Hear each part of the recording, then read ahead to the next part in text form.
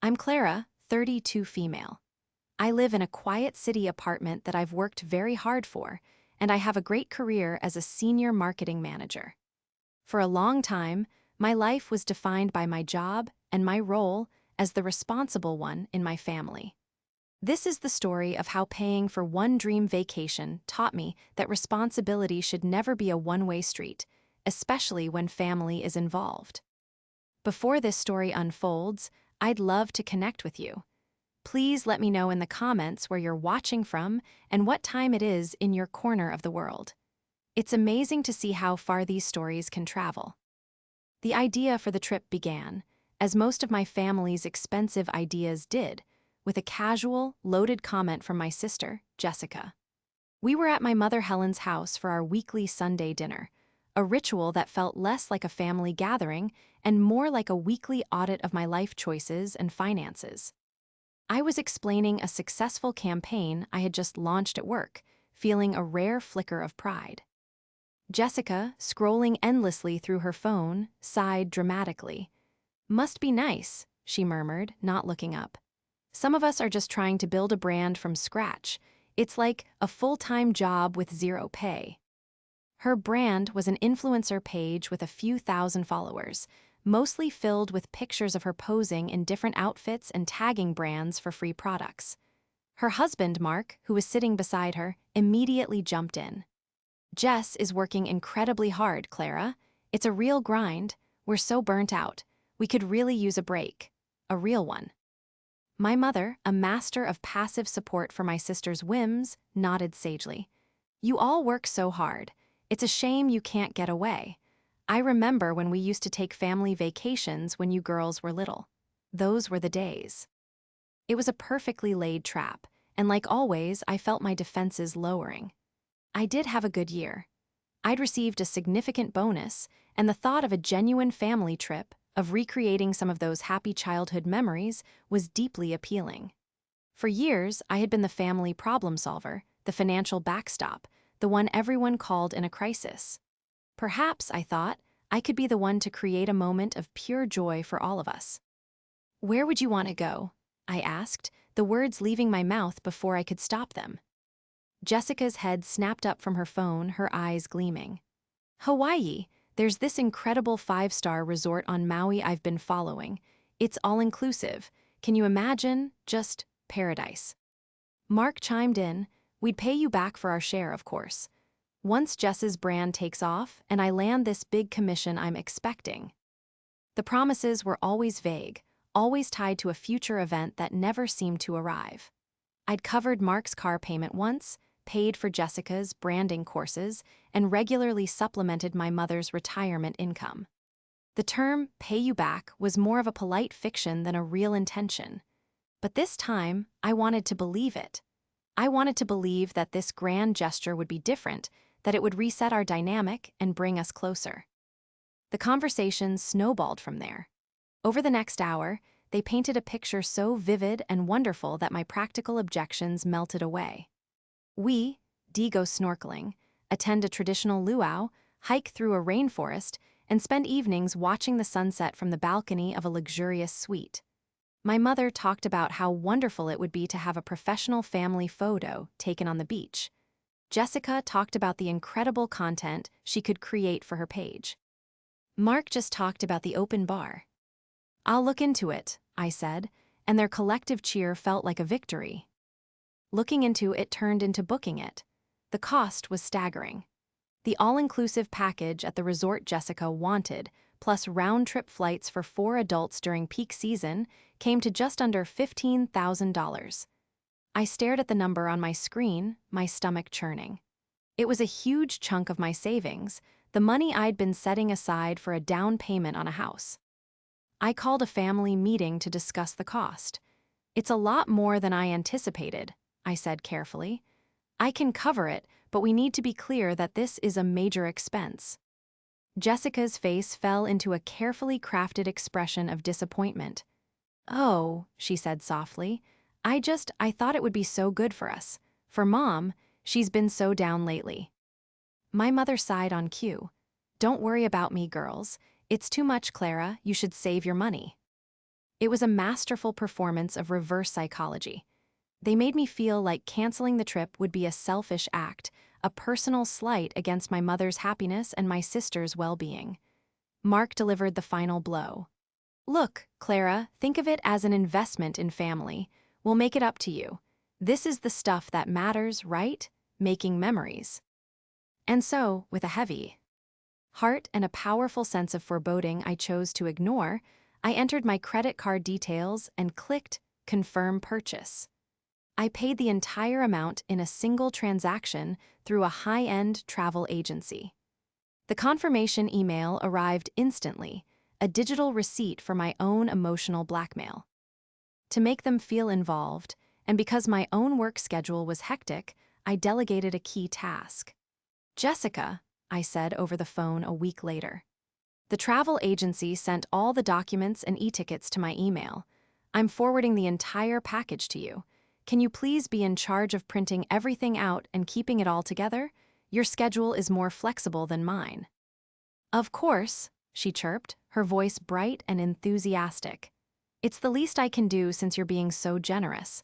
I'll make a special folder and everything. Don't you worry about a thing." In the weeks leading up to the trip, the excitement was palpable. We had a group chat that buzzed with pictures of Hawaiian beaches and articles about the best restaurants. I let myself get swept up in it. I bought a new swimsuit, scheduled my out-of-office email, and finished all my work projects ahead of schedule. I ignored the little voice in my head that whispered about past disappointments, about the countless times my generosity had been taken for granted. This time would be different, I told myself. This grand gesture was too big to be ignored or forgotten. This time, they would see how much I did for them. This time, they would be grateful. The dream of the vacation was so perfect, I never stopped to consider it could become my worst nightmare. The morning of our departure arrived, a crisp pre-dawn Tuesday. My alarm went off at 4 a.m., but I was already awake, a knot of excitement and anxiety twisting in my stomach. I'd barely slept. I double-checked my suitcase, ensuring I had my passport, my sunscreen, and the new novel I was looking forward to reading by the pool. The taxi ride to the airport was quiet, the city still slumbering. I was the first to arrive at our designated meeting spot outside the departures terminal. 15 minutes later, my mother's car pulled up. Mark was driving, and Jessica and Helen were in the back. They spilled out of the car in a flurry of oversized suitcases and palpable energy. Jessica was clutching a bright pink folder, the one she had promised to organize. "There she is, our generous benefactor," Mark boomed, giving me a one-armed hug while wrestling with a giant suitcase. "Morning, sweetie," my mother said, kissing my cheek. "Oh, I'm so excited I could burst. I haven't been on a real beach in years." Jessica was practically vibrating. "Clara, you are not going to believe the suite. I peeked at the online photos again last night. It has a wraparound balcony. The photo ops are going to be insane." Her excitement was infectious, and for a moment, all my lingering doubts vanished. We were doing it. We were actually going on this incredible family vacation. We checked our bags at the curb and made our way through the security line, the mood light and celebratory. We grabbed coffee and pastries, chatting animatedly about our plans for the first day. Everything felt normal, perfect even. When our boarding zone was called, we gathered our things and walked toward the gate. The airline agent at the counter smiled at us. "Good morning. Passports and boarding passes, please." Jessica stepped forward confidently, opening her pink folder. "Here we are, all four of us." She handed over her passport, then Mark's, then my mother S. The agent scanned them, and the machine beeped pleasantly each time. 3 boarding passes were printed and slid across the counter. "There you go," the agent said. "Have a wonderful flight." Then Jessica handed over my passport. The agent scanned it. She frowned, tapping at her keyboard. She scanned it again. She murmured, her smile faltering slightly. "I'm sorry, I don't seem to have a ticket for this passenger. What's the name again?" "Clara Evans," I said, my own smile starting to feel tight. "It should all be under the same reservation." "I see the reservation for the other 3 passengers," the agent said, her eyes fixed on the screen. But there's no fourth ticket associated with it. Are you sure it was booked? A cold dread washed over me. Yes, absolutely, I said, my voice a little higher than I intended. I booked all 4 tickets myself on the same day in the same transaction. I turned to my sister. Jessica, the e-tickets were in the email I sent you. Did you check them? Jessica's eyes went wide in a caricature of shock. She began frantically flipping through the papers in her folder. What? No, that's impossible. I printed everything. It was all there. Oh my God. She scattered papers across the counter, her movements theatrical and panicked. I don't understand. Clara, I'm so sorry, I don't see it here. My heart started hammering against my ribs. It has to be there, I insisted, leaning over the counter as if I could will my name to appear on the agent's screen. Can you check again? Evans, Evans. The agent gave me a sympathetic look. I've checked under the name, the confirmation number, and the credit card used for the booking. There are only 3 tickets in this party. There was never a 4th one issued. The world seemed to tilt on its axis. No, I whispered. That can't be right. I paid for 4. Mark put his arm around Jessica, who was starting to make soft, whimpering sounds. Hey, it must be a mistake with the airline, he said, his tone shifting from jovial to annoyed. Can't you just add her on? The agent shook her head. I'm sorry, sir, the flight is completely full. We're closing the gate in 5 minutes. There are no seats left to sell. 5 minutes. The words echoed in the sudden silence that had fallen over our group. My mother wrung her hands, her face etched with a useless sort of worry. Oh, dear, what are we going to do? I looked at them, my family. I looked from my sister's fake tears to my brother-in-law's performative frustration to my mother's helpless anxiety. And in that moment, a sliver of ice entered my heart. Something was terribly wrong. This didn't feel like a mistake. It felt like a performance. Well, you 3 have to get on the plane, I said, my voice hollow. You'll miss it. We can't just leave you, Jessica cried, though she made no move to step away from the gate. Mark was already looking toward the jet bridge. She's right, Jess. We can't miss the whole trip. Look, Clara, he said, turning to me with an expression of deep concern that didn't reach his eyes. You sort this out. Get the next flight. We'll meet you at the resort. We'll have a cocktail waiting for you. Yes, darling, my mother added, her voice shaky. You're so good at figuring these things out. We'll see you in a few hours.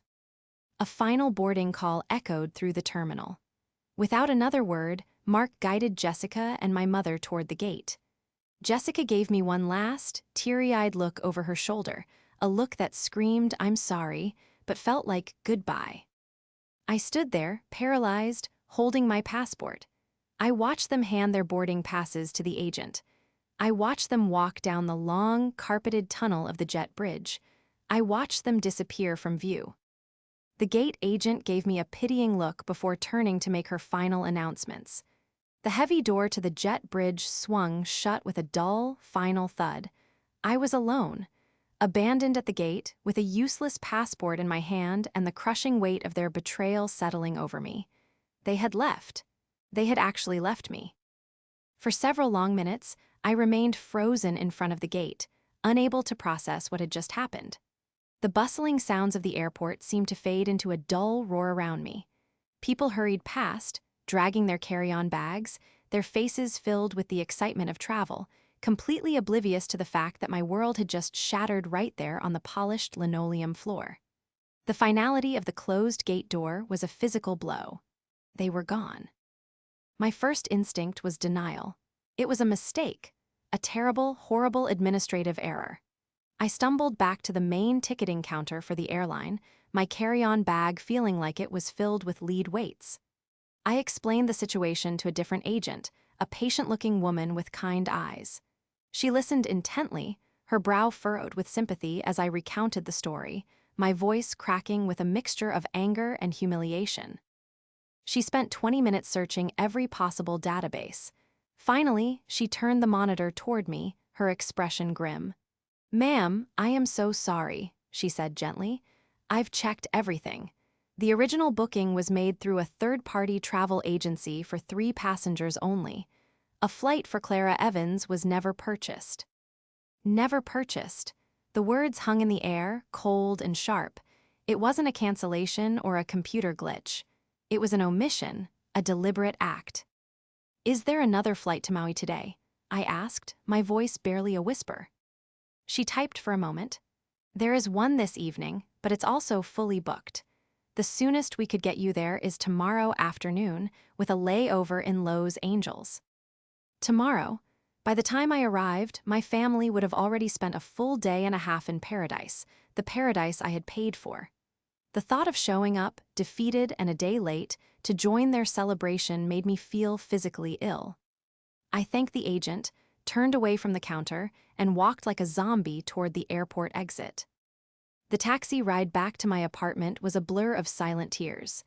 Each traffic light, each passing car, felt like a small torture, prolonging the journey back to my empty home. The apartment, usually my sanctuary, felt cold and mocking. My packed suitcase sat by the door, a monument to my foolishness. I collapsed onto my sofa and finally let the sobs come, deep, wrenching sobs that shook my entire body. I tried calling my mom and my sister. Both phones went straight to voicemail. They were in the air, speeding toward their tropical getaway, leaving me behind in the wreckage. My fingers shaking, I called the one person I knew would understand. My best friend, Maya. She picked up on the second ring. "Hey, shouldn't you be in the air right now?" she asked cheerfully. That was all it took for me to break down completely.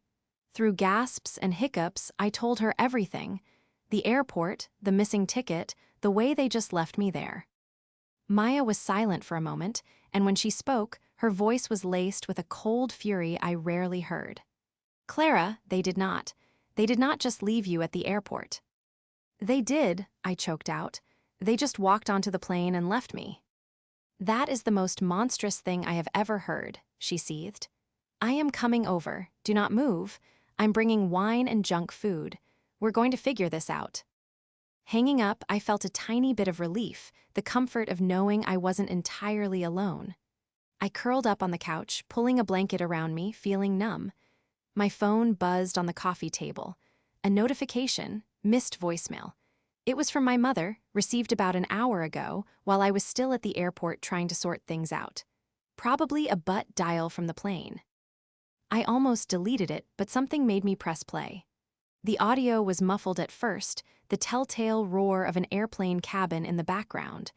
Then, I heard my mother's voice, hushed but clear. "Feel awful, Jess. She looked so heartbroken. We shouldn't have done it this way." Then Jessica's voice, sharp and impatient. "Oh, stop it, Mom. It's fine, she'll get over it. What were we supposed to do? Let her tag along and micromanage the whole trip? She would have been timing our drinks and making us get up early for cultural excursions. We deserve this break, a real one. She has the money anyway. When she looks at the bill, she won't even notice the few $100s for one less plane ticket." A pause, I could hear Mark chuckle in the background. "Your sister's got a point, Helen. Clara needed to learn to relax a little. We're doing her a favor." My mother's reply was weak, barely audible. "I just feel bad." "Don't," Jessica snapped, her voice like ice.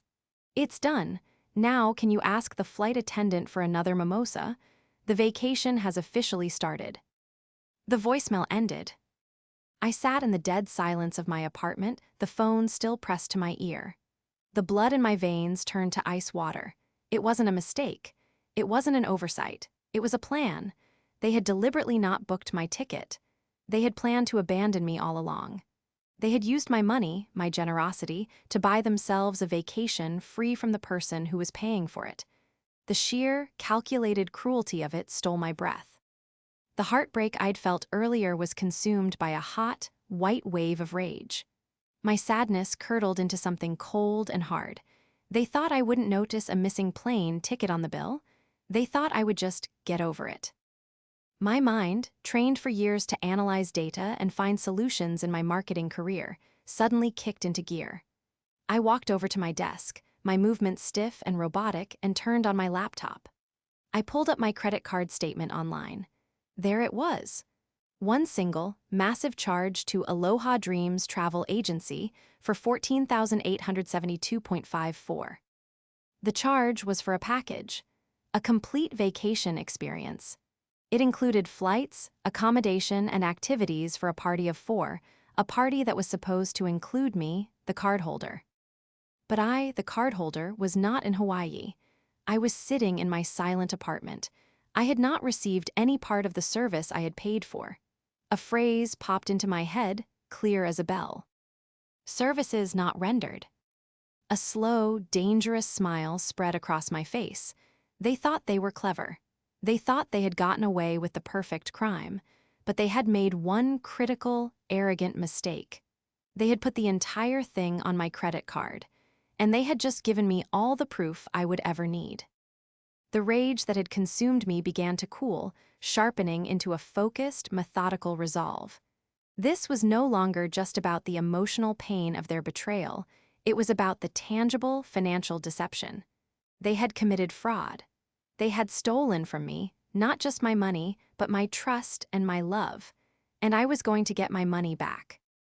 The first thing I did was call Maya again.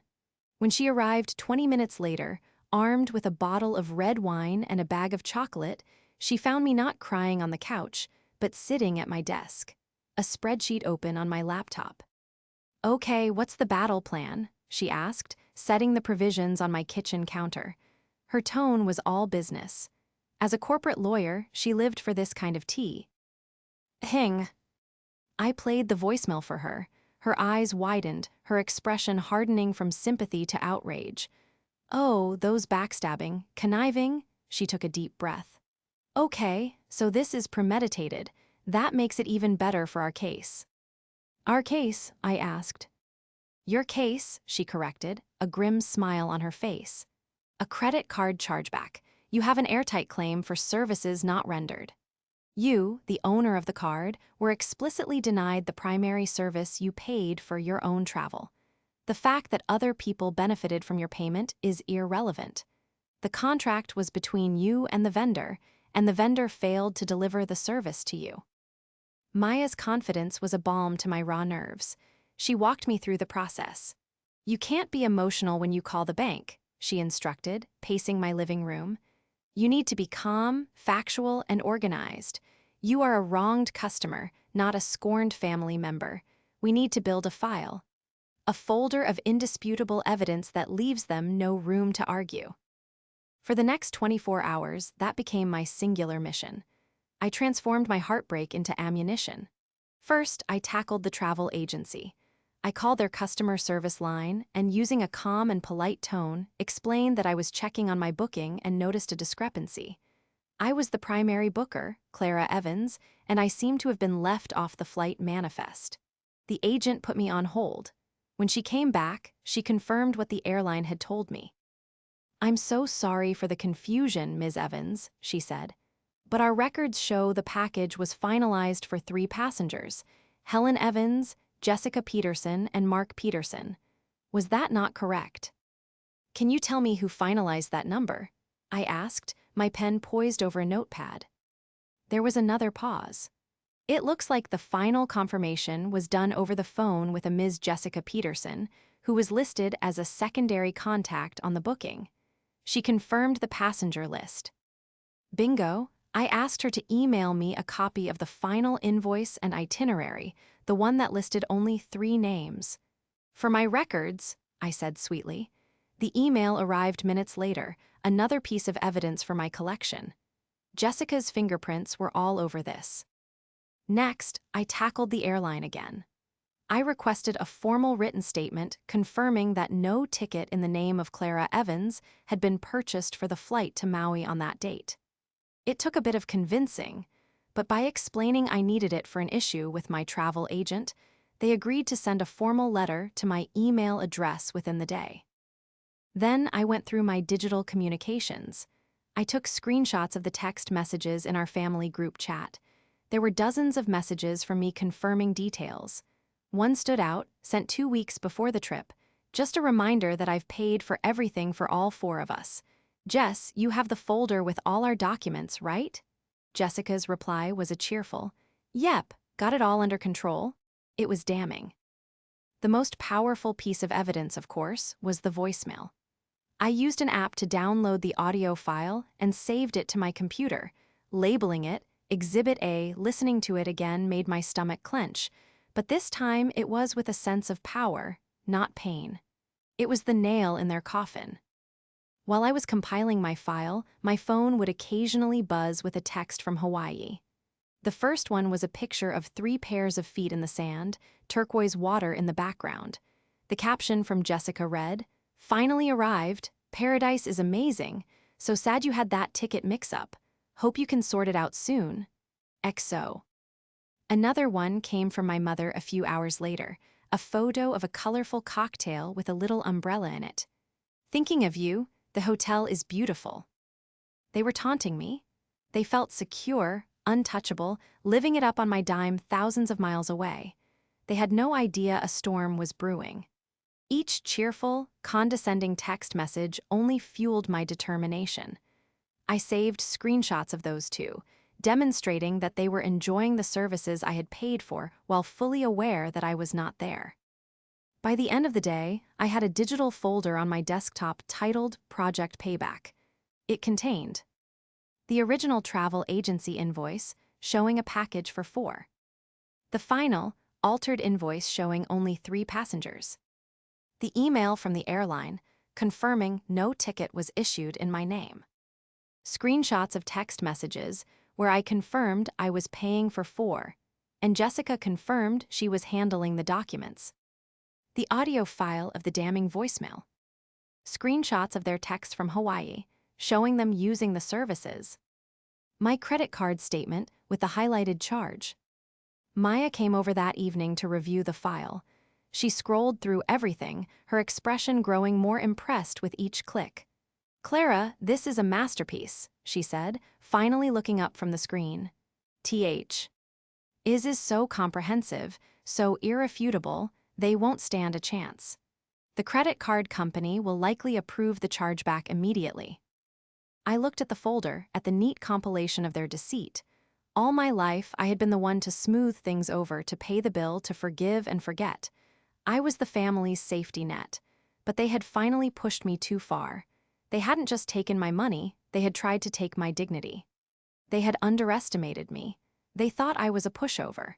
They had forgotten that my job involved strategy, data analysis, and execution. And I was about to launch the most personal and effective campaign of my life. The next morning, I woke up with a sense of calm I hadn't felt in days. The frantic anger and deep sorrow had settled into a quiet, steely resolve. I made myself a cup of coffee, sat down at my desk, and opened the Project Payback folder one last time, reviewing each piece of evidence. My case was solid. It was time to execute the plan. I took a deep breath and dialed the number on the back of my credit card. I navigated the automated menu and selected the option for disputes and fraud. After a brief hold, a calm, professional voice answered. "Thank you for calling Customer Protection Services. My name is David. How can I help you today?" Following Maya's advice, I kept my voice even and businesslike. I was no longer the heartbroken daughter or the betrayed sister.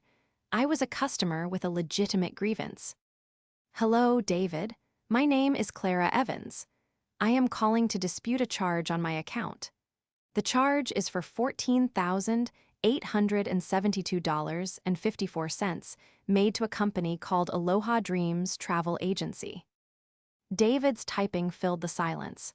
"Okay, Ms. Evans, I see the charge here. Can you please tell me the reason for the dispute?" This was it, the moment of truth. I laid out the facts simply and chronologically, just as Maya and I had rehearsed. I purchased a vacation package for a party of 4, which was to include myself as the primary traveler and cardholder. The package included flights and all-inclusive accommodation. However, when I arrived at the airport for the departure date, I discovered that the travel agency, in coordination with another member of my party, had only booked travel for 3 individuals. No airline ticket was ever issued in my name. I was therefore denied all services that I paid for. I was abandoned at the airport, while the other 3 members of the party proceeded to use the services. I paused, letting the information sink in. David was quiet for a moment. "I see," he said, his tone serious. "So to be clear, you, the cardholder, received none of the services connected to this charge." "That is correct," I stated firmly. "I did not take the flight. I am not at the resort. I have received zero value from this transaction. I am disputing the entire amount on the grounds of services not rendered." "I understand, Ms. Evans. That is certainly a valid reason for a dispute. Do you have any documentation to support your claim?" I smiled. "I do," I said. "I have the original invoice, the final itinerary showing only 3 passengers, a written statement from the airline confirming no ticket was issued in my name, and text message records with the secondary contact on the booking who confirmed the fraudulent details. I can email all of this to you immediately." I could almost hear David's surprise through the phone. "That's very thorough. Yes, please. I will give you a reference number for your case and an email address to send the documentation to. The more evidence you provide, the faster we can resolve this." He provided the details, and while he was still on the line, I composed a new email, attached every single file from my evidence folder, including the voicemail audio file, and sent it off. A moment later, David confirmed he had received it. There was a long pause as he presumably opened the files.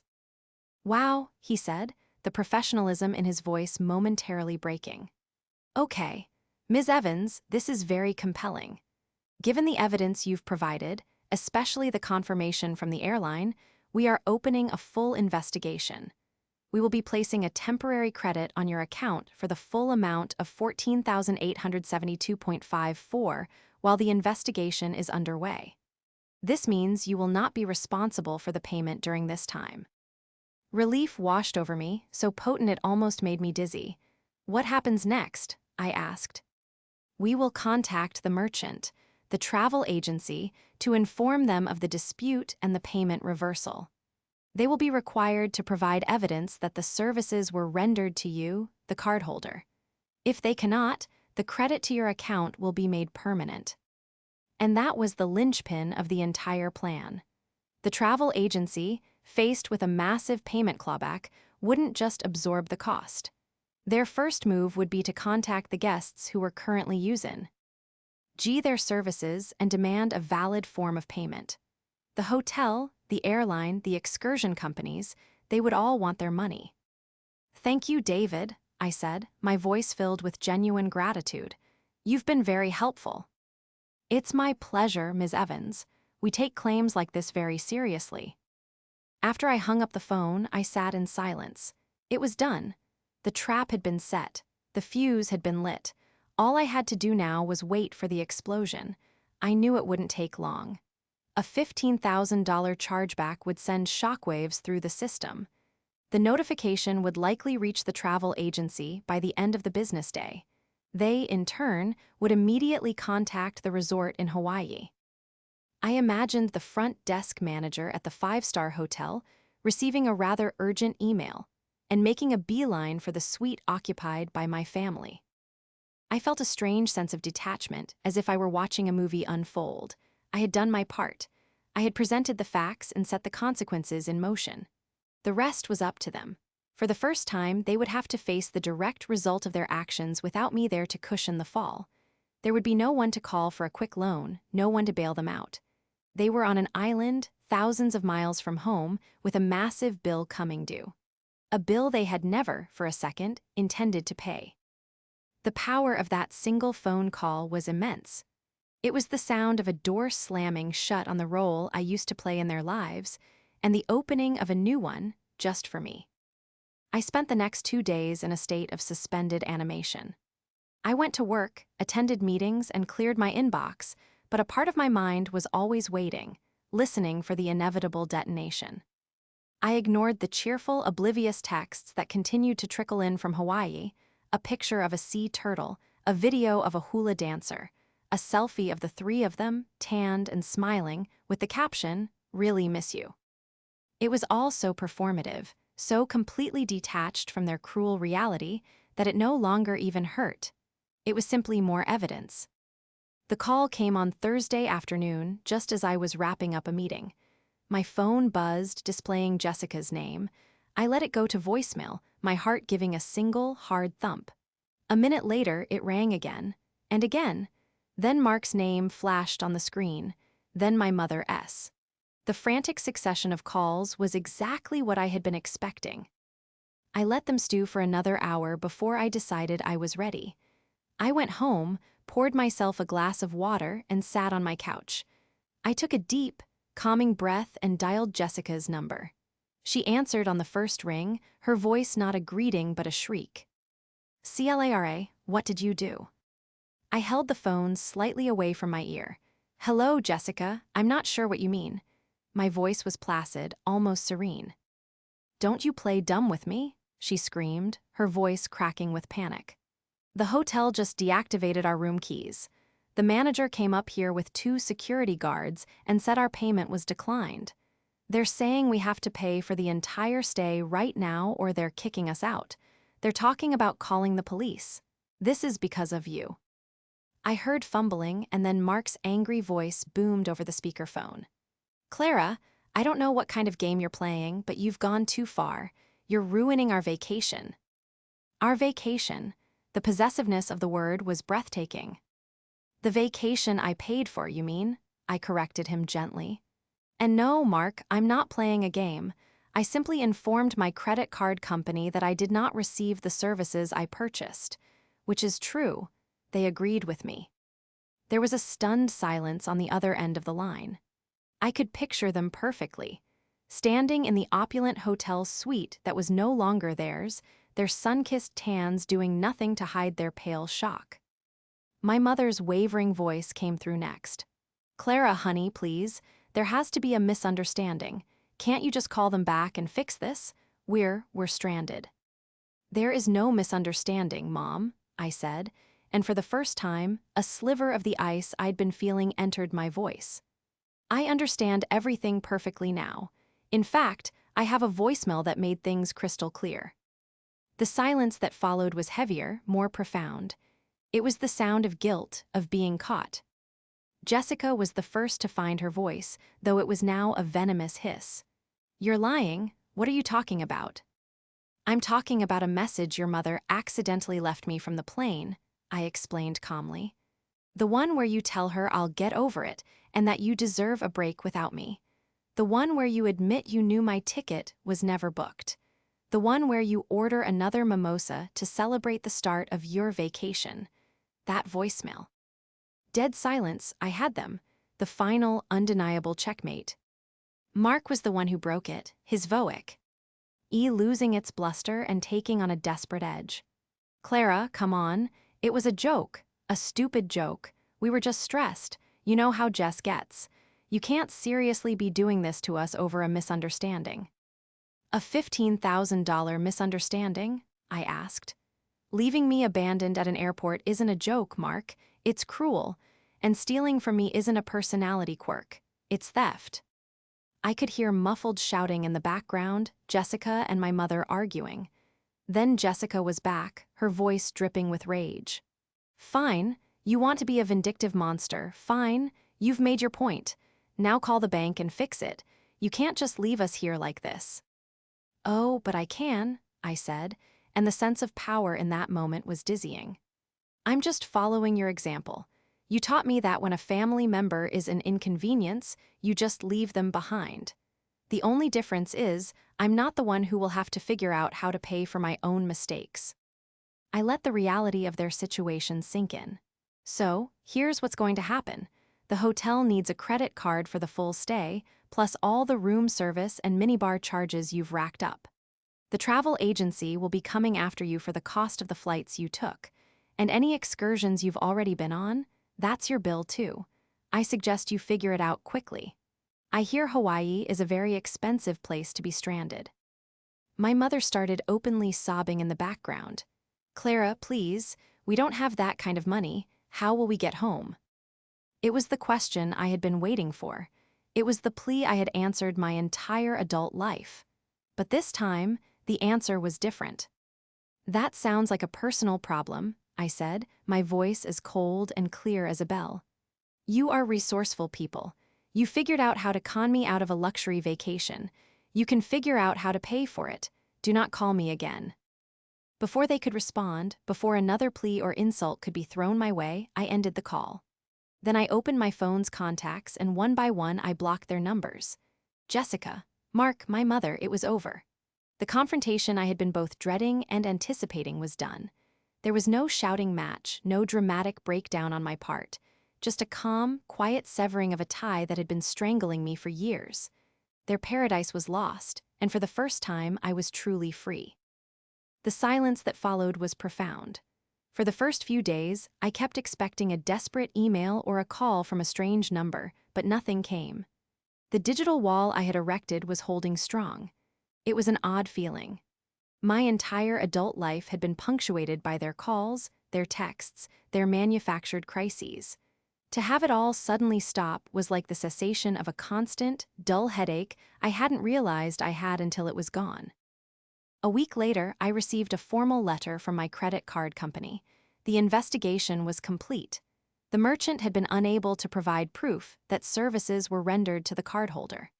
The temporary credit of $14,872.54 had been made permanent. The case was closed. Seeing it in black and white was a final, validating victory. I had not just gotten my money back, I had been officially vindicated. Maya took me out for a celebratory dinner that night. "So," she said, raising her glass of champagne, "have you heard how they got home?" I shook my head. Not a word, and I haven't tried to find out. "Good," she said, clinking her glass against mine. "Their mess, their problem, to new beginnings free of leeches." The story of their disastrous return trickled back to me eventually through a cousin who called, hesitantly, to get my side of the story. Apparently, my mother had been forced to cash in some old savings bonds she had, taking a huge penalty, to pay for the hotel bill and 3 last-minute, one-way economy tickets home. Mark had to put the rest of the expenses on his own high-interest credit card, a debt that would likely follow him for years. They returned not rested and tanned, but stressed, broke, and furious. According to my cousin, the story they were telling the rest of the family was that I had a psychotic breakdown and canceled the trip out of jealousy. But their narrative fell apart when I forwarded my cousin the single piece of evidence that mattered, the audio of the voicemail. The whispers in the family stopped after that. Most of them didn't reach out to me, likely out of shame or awkwardness, but they no longer took my family's side either. With the refunded money sitting in my bank account, I felt a powerful urge to rewrite the entire experience. The money had been intended for a beautiful trip, for creating happy memories, and that's what I was going to use it for. But this time, the trip would be on my terms. 2 months later, I was sitting at a small, sun-drenched cafe in Florence, Italy, a place I had always dreamed of visiting. I had booked a 2-week solo trip, no family, no obligations, just me, my curiosity, and a desire to heal. I spent my days wandering through art museums, getting lost in ancient streets, and eating incredible food. I didn't have to worry about anyone else's schedule or preferences. I didn't have to pay for anyone else's dinner. The freedom was intoxicating. One afternoon, sitting by the Arno River, I reflected on everything that had happened. The betrayal still stung, a dull ache in a place where familial love used to be. I was mourning the family I wished I had, not the one I actually did. The family I had was selfish, manipulative, and willing to cast me aside the moment I stopped being useful to them. Their actions at the airport hadn't been an aberration. They were a culmination of 1,000 smaller betrayals over the years. The revenge, I realized, was never really about the money. It was about reclaiming my self-respect. It was about drawing a line in the sand and declaring that I would no longer be a doormat. For years, I had been buying their affection, hoping that my generosity would eventually be met with genuine love and gratitude. It never was. All I had been doing was enabling their worst impulses. By severing ties, I had saved myself. I was building a new life, one based on mutual respect and genuine connection. My chosen family, friends like Maya, had shown me more loyalty and support in a single weekend than my biological family had in a decade. As the Italian sun warmed my face, I felt a sense of peace settle over me. I had lost a sister, a mother, and a brother-in-law, but I had gained myself. And as I took a sip of my cappuccino, I knew, with absolute certainty, that I had made the best investment of my life. I had bought my own freedom,